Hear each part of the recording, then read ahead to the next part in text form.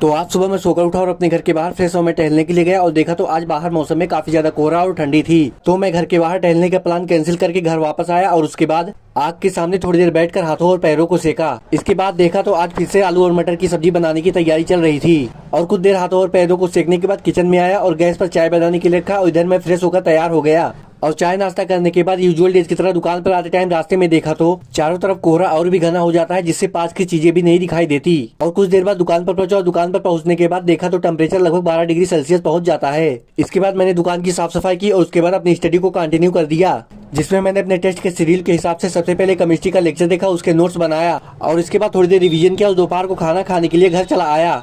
दोपहर को घर पर आने के बाद देखा तो बिजली थी, तो मैंने सबसे पहले हीटर ऑन किया और उसके बाद खाना खाया और खाना खाने के बाद वापस फिर से दुकान पर आया और उसके बाद थोड़ी सी लकड़ी ली और आग जलाया और आग के सामने बैठा ही था। इतने में देखा तो मेरे हाथों की उंगलियों के बीच पता नहीं कहाँ से स्क्रैच आ जाता है, जिससे थोड़ी थोड़ी ब्लीडिंग भी हो रही थी। Thank you for watching.